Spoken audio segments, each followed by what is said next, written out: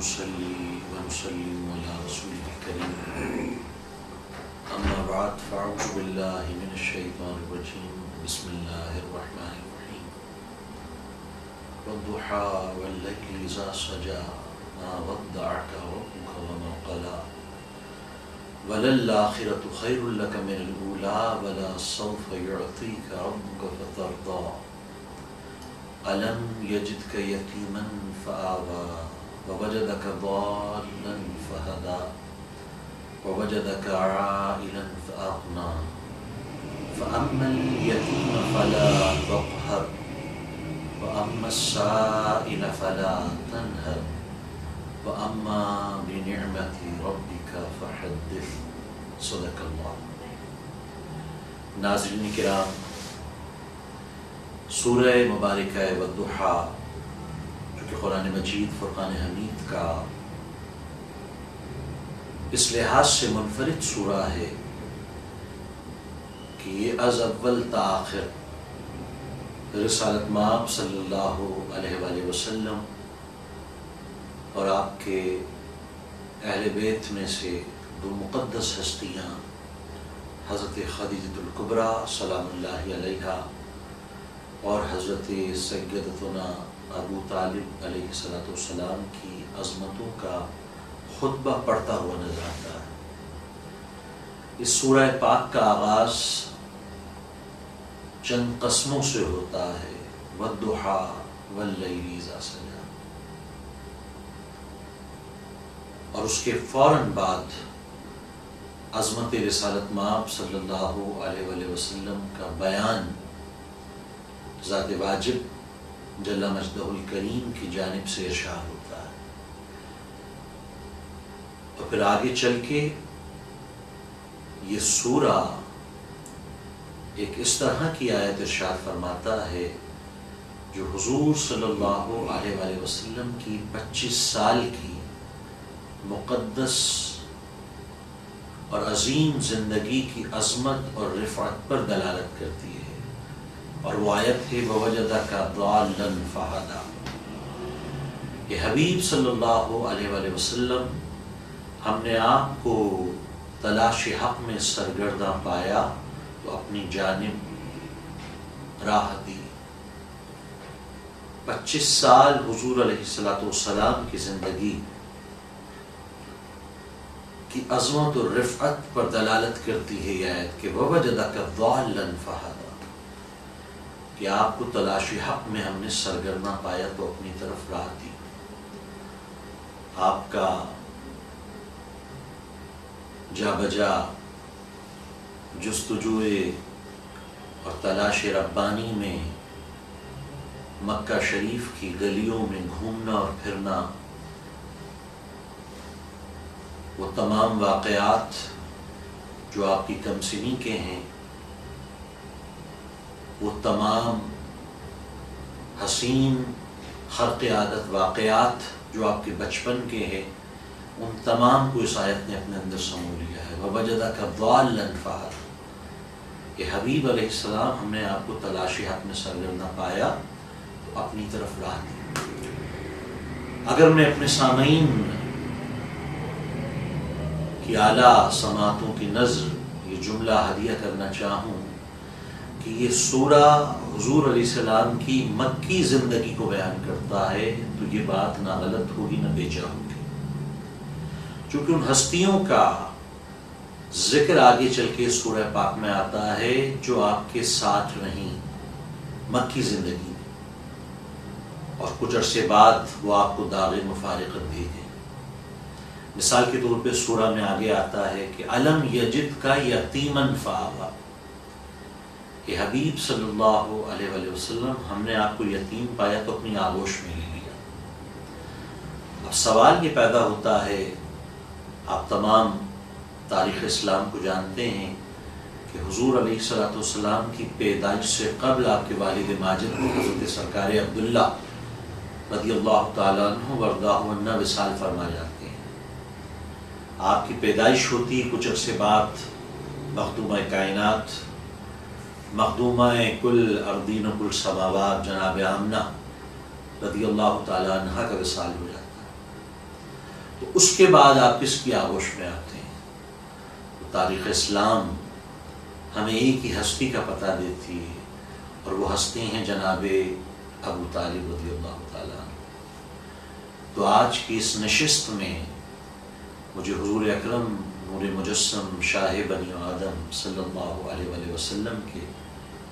اس محبوب چچا کا تذکرہ کرنا ہے، جن کے ساتھ تاریخ اسلام نے ظلم کیا اس اعتبار سے کہ آپ کے ایمان اور آپ کے ایقان کو متنازع بنایا۔ اس کے کیا اسباب و علل تھے، اس کے کیا ریزنز تھے، یقیناً جب گفتگو کو سمرائز کروں گا تو آخر میں اس پر اپنے پڑھے لکھے سامعین کے لیے چند اشارے ضرور عرض کروں گا۔ الم یجد کا یتیما فآویٰ، کہ حبیب صلی اللہ علیہ وآلہ وسلم ہم نے آپ کو یتیم پایا تو اپنی آغوش میں لے لیا۔ تو آغوش کس کی تھی؟ آپ کے محبوب شفیق و مہربان چچا، جن کے دو نام ہمیں تاریخ میں ملتے ہیں، ایک نام عمران ابن عبد المطلب اور دوسرا نام عبد مناف۔ اور آپ کے ایمان ایقان پر اس سے بڑھ کر دلیل کیا ہوگی کہ عبد مناف از خود ایسا نام ہے جو آپ کے ایمان و ایقان پر دلالت کرتا ہے۔ عبد کا معنی بندہ اور مناف کا معنی ایسے کا بندہ کہ جس کی ذات سے ہر چیز کی نفی کی جائے، ایسی ذات کا بندہ کہ جس میں کوئی شریک و سہیم نہیں۔ تو یہ جو عبد مناف آپ کا نام نامی اس میں گرامی ہے، یہ آپ کی ایمان و ایقان پر از خود دلیل ہے۔ تو حضرت ابو طالب رضی اللہ تعالیٰ عنہ علیہ السلام کی ذات گرامی وہ ذات گرامی ہے جس کے لیے سورہ دوحہ نے الم یجد کا یتیماً فآویٰ کے الفاظ ارشاد فرمائے کہ حبیب علیہ السلام ہم نے آپ کو یتیم پایا تو اپنی آغوش میں لے لیا۔ تو آغوش در حقیقت کس کی تھی؟ آغوش تھی آپ کے ابن گرامی اور آپ کے چچا جناب عمران یا جناب عبد مناف المعروف المشہور حضرت ابو طالب علیہ السلام کی۔ اس قدر حضور کو محبت کہ حضور علیہ السلام کے ساتھ بچپن سے لے کر آپ کے لڑکپن تک اور لڑکپن سے لے کر آپ کی جوانی تک جناب عمران جناب عبد مناف المعروف مشہور حضرت ابو طالب آپ کے ساتھ مثل سائے کے چلے۔ تاریخ اسلام کے وہ 3 انتہائی سخت سال جو حضور نے شعب ابی طالب میں گزارے، وہ بھی آپ کے نام سے منسوب، ابو طالب کی گھاٹی، 2 پہاڑیوں کے مابین۔ اور تاریخ ہمیں بتاتی ہے کہ عالم یہ ہوتا تھا شعب ابی طالب میں 3 سال حضرت ابو طالب کا کہ آپ پورے دن حضور علیہ السلام کے ساتھ بحیثیت باڈی گارڈ کے رہتے اور رات کو بحیثیت آپ کے بستر کے قریب بحیثیت چوکیدار کی۔ یہ آپ نے وجہ تخلیق کائنات صلی اللہ علیہ وسلم کی خدمت کی۔ کیوں کی؟ چونکہ عشق مصطفیٰ میں آپ فنا تھے، اور حضور کا عشق آپ سے کتنا تھا کہ 2 ہستیوں کا حضور نے اتنا صدمہ لیا کہ فقط غم نہیں منایا بلکہ بحیثیت ہیڈ آف اسٹیٹ کے آپ نے سرکولر جاری فرمایا کہ غم منایا جائے، 1 دن نہیں، 3 دن نہیں، 1 ہفتہ نہیں، 3 ہفتے نہیں، 1 سال مکمل 1 سال آپ نے عام الحزن فرمایا، اس سال کو غم کا سال قرار دیا۔ اور اہل سنت کے بہت بڑے عالم دین علامہ محمد ابن رسول برزنجی رحمۃ اللہ علیہ، المعروف علامہ برزنجی رحمۃ اللہ علیہ گزرے ہیں، انہوں نے یہاں تک لکھا کہ 7ویں اور 8ویں صدی ہجری تک اہل مکہ و اہل مدینہ کا یہ معمول رہا، یعنی حضور علیہ السلام کے عام الحزن یعنی غم کا سال مناؤ، آپ کا عام الحزن قرار دینا اس سال کو جس سال حضرت ابو طالب اور حضرت خدیجہ کا وصال ہوا، اس کا اثر صدیوں تک رہا عرب میں۔ تو اس پر علامہ برزنی نے لکھا کہ 7ویں اور 8ویں صدی ہجری تک اہل مدینہ و اہل مکہ کا یہ معمول رہا کہ اگر ان کے یہاں کوئی فوت کر جاتا تھا، کوئی انتقال کر جاتا تھا اور تعزیت کرنے والے آتے تھے تو وہ آنے کے بعد سب سے پہلے حضرت ابو طالب کا پرسہ دیتے تھے، حضرت خدیجہ کا پرسہ دیتے تھے، اسد الرسول اسد اللہ حضرت امیر حمزہ علیہ السلام کا پرسہ دیتے تھے، اس کے بعد مرنے والی کی تعزیت اس کے اہل خانہ سے کرتے تھے۔ آپ اندازہ کیجیے کہ 7ویں 8ویں صدی ہجری تک اہل مدینہ و مکہ کا ہی معمول رہا۔ تو حضور کی محبت کا ان سے یہ عالم، اور آپ کی محبت کا عالم آپ نے سماعت فرمایا کہ حضور علیہ السلام کے ساتھ سائے کی طرح رہتے۔ مجھے یاد آ رہا ہے ایک واقعہ تاریخ اسلام کا جو میں اپنے سامعین سے شیئر کرنا چاہوں گا کہ مکہ شریف میں سخت قحط پڑا اور اہل مکہ حضرت ابو طالب رضی اللہ تعالیٰ عنہ وارضاہ عنا کی بارگاہ میں حاضر ہوئے، اور حضور کا سن ابھی چھوٹا تھا، کم و بیش آقا علیہ السلام کا سن 2 سال کا تھا کم و بیش۔ تو اہل مکہ حضرت تاجدار بطحا حضرت ابو طالب کے پاس آئے اور عرض کیا کہ اے ہمارے سردار، اے مکہ کے معزز ترین شخص، مکہ میں موجود جو خانہ خدا ہے یعنی بیت اللہ شریف، خانہ کعبہ، آپ وہاں چلیے اور ہمارے لیے دعا کیجیے تاکہ اللہ برسات دے۔ اب حضرت ابو طالب کا معمول آپ دیکھیے کہ وہ کیا فرماتے ہیں عمل، کہ حضور علیہ السلام کو ساتھ لیتے ہیں، خانہ کعبہ میں تشریف لاتے ہیں، اور خانہ کعبہ میں تشریف لانے کے بعد کعبہ کی دیوار سے پشت رسالت کو لگاتے ہیں، اور حضور کی پشت مقدس کو لگانے کے بعد دعا کرتے ہیں اور ایک شعر ارشاد فرماتے ہیں، اور وہ غضب کا شعر ہے جو دیوان ابی طالب جو کہ عرب کا ایک بہت عظیم ادبی ذخیرہ ہے اس میں موجود ہے۔ وہ شعر آپ ارشاد فرماتے ہیں کہ وَبْيَدُّ يُسْتَسْقَى الْغِمَامُ بِوَجْهِهِ ثِمَالُ الْيَتَامَى وَعِصْمَةٌ لِلْأَرَامِلِ، کہ وہ چاند جیسا گورا چہرہ کہ جس کے طفیل اللہ سے برساتیں طلب کی جاتی ہیں، جو یتیموں کا ماوا ہے اور بیواؤں کا ملجا ہے۔ بارش ہو جاتی ہے، کچھ عرصے بعد، کچھ سالوں بعد، وہ کہتے ہیں نا کہ ہسٹری اٹس ریپیٹ سیلف، تاریخ اپنے آپ کو دہراتی ہے۔ حضرت ابو طالب وصال فرما جاتے ہیں، حضور صدمے میں ہوتے ہیں، عام الحزن وہ سال قرار پاتا ہے، ایک مرتبہ پھر مکہ میں قحط آتا ہے، اور پھر کچھ لوگ جو ہیں مکہ کے وہ حضور علیہ السلام کی خدمت بابرکت میں حاضر ہوتے ہیں اور عرض کرتے ہیں کہ یا رسول اللہ دعا کیجیے، ہمارے جانور بھوکے مر رہے ہیں، پیاسے مر رہے ہیں، قحط ہے مکہ شریف میں، آپ دعا کیجیے کہ برسات ہو۔ راوی کا بیان ہے کہ حضور علیہ السلام اسی وقت جمعے کا اجتماع ہے، آپ دعا کرتے ہیں، بارش ہوتی ہے اور اتنی جھوم کر ہوتی ہے کہ مسجد نبوی شریف کی چھت سے پانی ٹپکتا ہے، حضور کے چہرہ انور پر آتا ہے، حضور کی ریش مبارک سے تبرک بن کر صحابہ و اہل بیت اعظام کے ہاتھوں میں چلا جاتا ہے۔ یہ واقعہ ہوتا ہے۔ اس کے بعد 1 ہفتے تک برسات ہوتی رہتی ہے، اگلے جمعے پھر وہی شخص عرض کرتا ہے کہ یا رسول اللہ بہت بارش ہو گئی، مکہ جل تھل ہو گیا، اب آپ دعا کیجیے کہ بارش رک جائے۔ آپ دعا فرماتے ہیں، بارش رک جاتی ہے۔ اس وقت حضور علیہ السلام مجمع کو مخاطب کر کے جملہ ارشاد فرماتے ہیں کہ ہے کوئی مجمع میں جو مجھے میرے چچا کی یاد دلائے، ہے کوئی مجمع میں ایسا جو مجھے میرے محبوب چچا حضرت ابو طالب رضی اللہ عنہ علیہ السلام کا شعر سنائے۔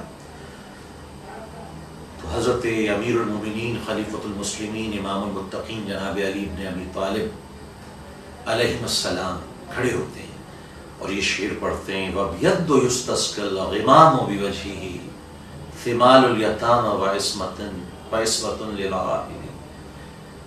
اور عرض کرتے ہیں کہ یا رسول اللہ کیا آپ کی مراد اسی شعر سے ہے؟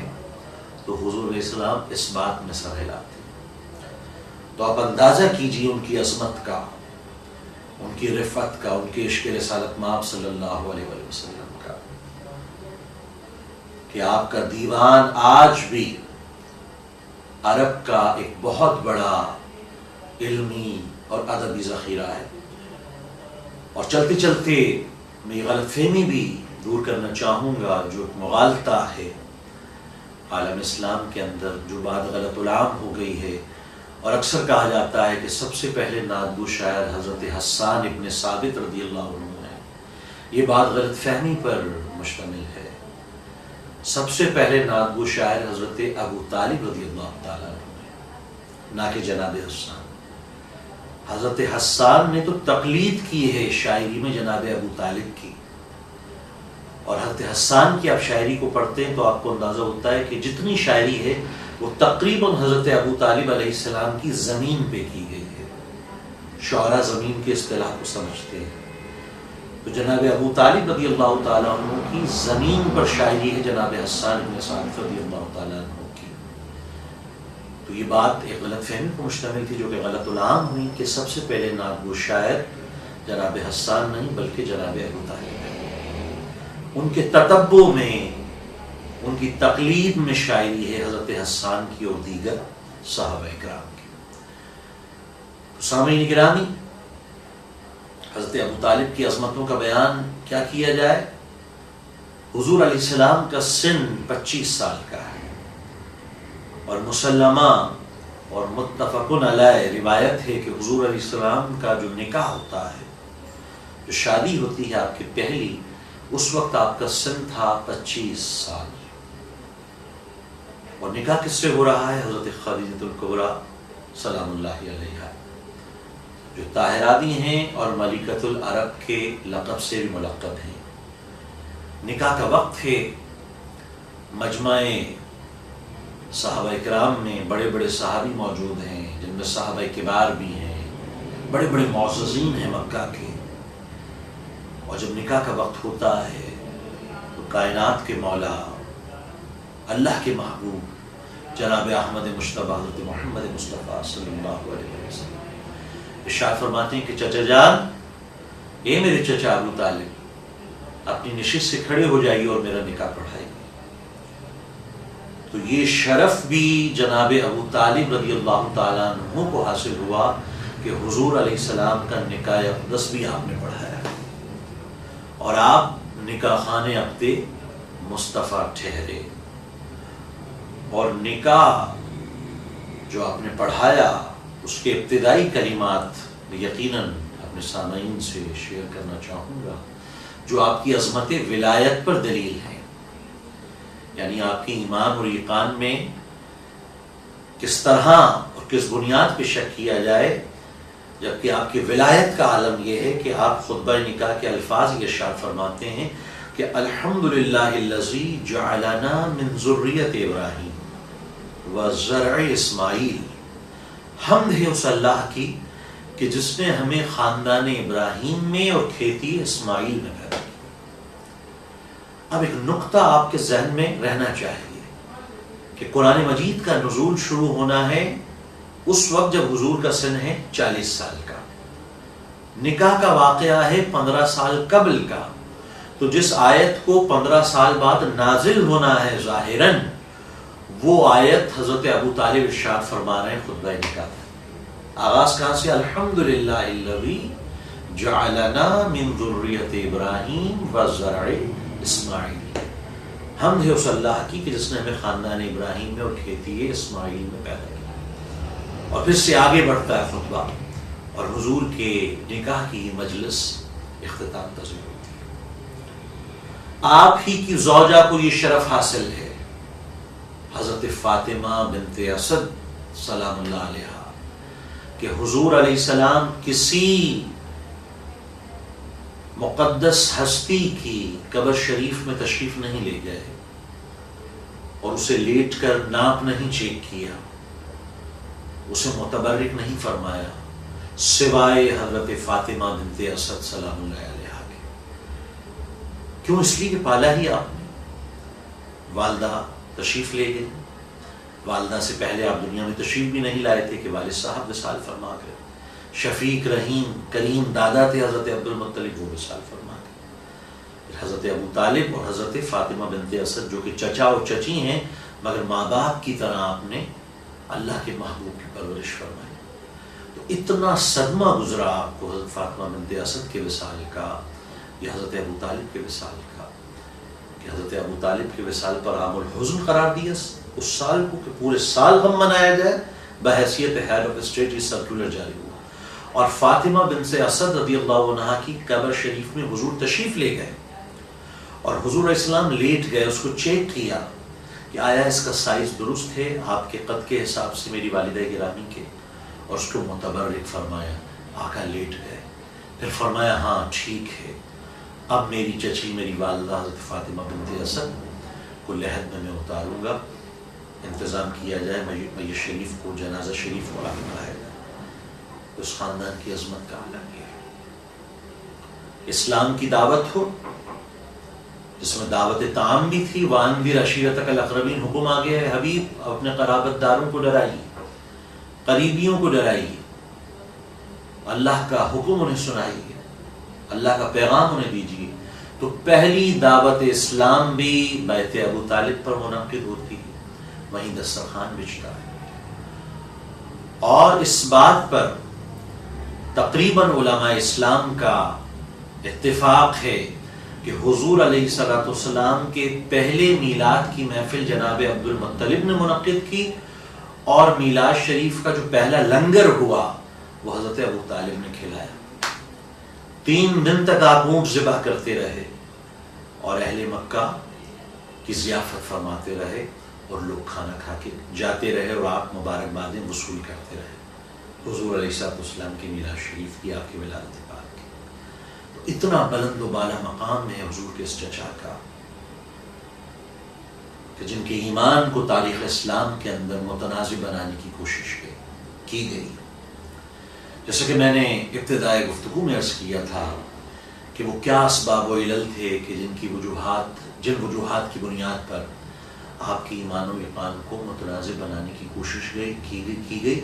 اس پر میں چند اشارے انشاءاللہ عرض کروں گا. مگر اس سے پہلے میں یہ بات آپ کو عرض کر دوں کہ حضرت ابو طالب رضی اللہ تعالیٰ عنہ کی پوری زندگی اسلام کی اس شدید ترین حمایت میں گزری، اس شدید ترین حمایت میں گزری کہ ایک دفعہ تو آپ نے یہاں تک فرما دیا کہ میرے بھتیجے آپ کو جو چاہیں آپ کرنا کیجیے، جو چاہتے ہیں آپ کیجیے، آپ کی کوئی مخالفت کرے گا میں اس سے لڑوں گا، اور اتنا لڑوں گا کہ مجھے شہید کر دیا جائے اور میری ہڈیوں کو جو مکہ شریف کی خاک میں ملا دیا جائے. اس شدت اور مبالغے کے ساتھ آپ نے حضور علیہ السلام کی حمایت کا اعلان کیا. مگر ایک کیریکٹر ہمیں اور نظر آتا ہے بالکل اپوزٹ اور اس کے خلاف اور اس کے برعکس ایک کیریکٹر ہے ابو سفیان کا. جس شدت سے جناب ابو طالب رضی اللہ تعالیٰ عنہ کی حمایت تھی اسلام کے لیے، اسی شدت کے ساتھ مخالفت تھی ابو سفیان کی جانب سے. مگر ہوتا یہ ہے کہ فتح مکہ پر جب حضور اسلام مکہ شریف تشریف لاتے ہیں، اور مکہ شریف تشریف لانے کے بعد اب سب سے زیادہ گھبراہٹ ابو سفیان کو ہے کہ آج میرا کیا حشر کیا جائے گا. تو حضور علیہ السلام جو رحمت للعالمین ہیں، آپ فرماتے ہیں کہ میں محمد صلی اللہ علیہ وسلم آج ابو سفیان کے گھر کو دارالامان قرار دیتا ہوں، جس نے اس میں پناہ لے لی اس کو امان ہے. اب یہ بدترین دشمن ہیں جن کی دشمنی آخر تک ہوتی رہی، اور کربلا کا واقعہ بھی، اس کے ڈانڈے بھی بہت پیچھے سے جا کر ملتے ہیں. تو اب ابو سفیان اینڈ کمپنی جو کہ پوری زندگی اسلام کی مخالفت میں رہی، اس نے ڈر کے کلمہ پڑھ لی، قبول کر لی. مگر یہ ایسا ہی تھا جیسا قرآن نے کہا کہ تم اسلام میں تو داخل ہو گئے مگر اسلام تمہارے اندر داخل نہیں ہوا ہے. تو یہ وہ لوگ تھے، بلکہ ان لوگوں کے یہ سر خیر و پیشوا تھے کہ حضور علیہ السلام نے اعلان کیا، امن کا پیغام آپ نے دیا، اس لیے کہ آپ رحمت اللہ عالمین تھے. انہوں نے ڈر کے مارے کلمہ پڑھا، اسلام کو قبول کیا، اور دامن اسلام میں انہوں نے اس لیے پناہ لی تاکہ بچت ہو جائے. مگر اسلام ان کے اندر داخل نہیں ہوا. تو جس شدت کے ساتھ یہ اسلام میں آنے سے پہلے اسلام کی مخالفت کرتے تھے، شدت تو وہی تھی مگر پالیسی بدل گئی. اب ظاہراً مخالفت نہیں ہے، اب باطن سے مخالفت ہے، اور اس مخالفت نے روپ لے لیا منافقت کا، جس کے لیے قرآن مجید کی سورہ منافقون بھی اتری، اور ان کو بے نقاب بھی کیا گیا۔ حضور علیہ السلام 63 سال کے سن میں اس کائنات سے تشریف لے جاتے ہیں، اور اس کے بعد ان تمام لوگوں کی جو اندر کی بدباطنی تھی یا خباثت تھی یا منافقت تھی کہ یہ اسلام میں آئے تھے مگر اسلام ان کے اندر نہیں آیا تھا، وہ سامنے آنے لگا۔ تو وہیں سے جناب علی کچھ اس طرح کی چیزیں توڑ مروڑ کر پیش کی گئیں، اور بعد میں مورخین کے ذریعے ان کو لکھوایا بھی گیا، جس سے یہ لگا کہ شاید جناب ابو طالب رضی اللہ تعالیٰ عنہ نے کلمہ نہیں پڑھا تھا۔ حالانکہ بہت علمی اگر گفتگو کی جائے تو کلمہ کوئی نص قرآنی کسی آیت کے ذریعے نہیں ترا کہ اس طریقے سے پڑھنا ہے، یہ علماء نے وضع کیا ہے، اس کو علماء نے اس کو بنایا ہے۔ لا الہ الا اللہ ایک مقام پر ہے اور محمد رسول اللہ دوسرے مقام پر ہے۔ اصل ایمان کیا ہے؟ آمنت باللہ و ملائکتہ و کتبہ و رسلہ والیوم الآخر۔ اقرار باللسان کا اصل مسئلہ نہیں، اقرار بالقلب کا اصل مسئلہ ہے۔ اور اس سے زیادہ ایمان اور ایقان کس کے پاس ہوگا؟ جو حضور اسلام کے خطبے نکاح میں اور اس کے آغاز میں اللہ رب العزت کی حمد کے تقاضے بجا لا رہے ہیں کہ الحمدللہ الذی جعلنا من ذریۃ ابراہیم بذر اسماعیل۔ اور اگر مسلم کی اس روایت کا آپریشن صحیح معنوں میں کیا جائے تو ہمیں نظر آتا ہے کہ وہ مسلم کی روایت کے جس سے حضرت ابو طالب رضی اللہ تعالیٰ عنہ کی ایمان کے خلاف بات کی جاتی ہے، اس کے ڈانڈے کہاں سے ملتے ہیں اور وہ کس طریقے سے اس کے راویوں کی ثقاہت میں، اتھینٹسٹی میں کس قدر جھول ہے۔ جبکہ ان کے ایمان و ایقان پر ہم تلاش کرنے نکلتے ہیں تو ہمیں سیرت ابن حشام میں بھی روایتیں ملتی ہیں، جا بجا ہمیں واقعات ملتے ہیں۔ اسی لیے عرفاء نے، اسی لیے صلحاء نے، اسی لیے اولیاء امت نے ہمیشہ ان کی عظمتوں کا بیان کیا، ان کی ایمان و ایقان پر بات کی، ان کی ولایت میں نکتہ آفرینیاں کی، نکات تلاش کی۔ علامہ یوسف ابن اسماعیل نبہانی رحمۃ اللہ علیہ کے لیے ملتا ہے کہ ایک وقت تھا کہ آپ جناب ابو طالب رضی اللہ تعالیٰ عنہ کے ایمان کے خلاف لکھا کرتے تھے اور بات بھی کیا کرتے تھے، مگر جب آپ تک دلائل پہنچے علماء متقدمین کے اور ان کے اساتذہ کے تو آپ نے اپنی پرانی بات سے رجوع کیا، پرانے موقف سے رجوع کیا، اور پھر آپ نے حضرت ابو طالب رضی اللہ تعالیٰ عنہ کی ایمان و ایقان، ان کی عظمت پر بیان شروع کیا۔ بہت زیادہ ہم ریسرچ کرتے ہیں تو 13ویں صدی ہجری تک خانہ کعبہ میں خطبہ جمعۃ المبارکہ کے اندر حضرت عباس اور حضرت امیر حمزہ کے ساتھ جناب ابو طالب کا نام نامی اسم گرامی لیا جاتا تھا، ان کا ذکر خیر کیا جاتا تھا۔ پھر کس طرح سازشیں رچی گئیں۔ ہم اسلام کے بہت بڑے خطیب اور بہت بڑے مفکر مولانا کوثر نیازی علیہ رحمت کا ایک جملہ مستعار لے کے اپنے سامعین کو ہدیہ کرنا چاہوں گا۔ کوثر نیازی علیہ رحمہ فرمایا کرتے تھے کہ ابو طالب رضی اللہ تعالیٰ عنہ نے اگر تمہارے خیال کے مطابق اسلام قبول نہیں بھی کیا تو مجھے اتنا تو بتا دو کہ اسلام کو ان کی ذات بابرکات سے نقصان کیا پہنچا،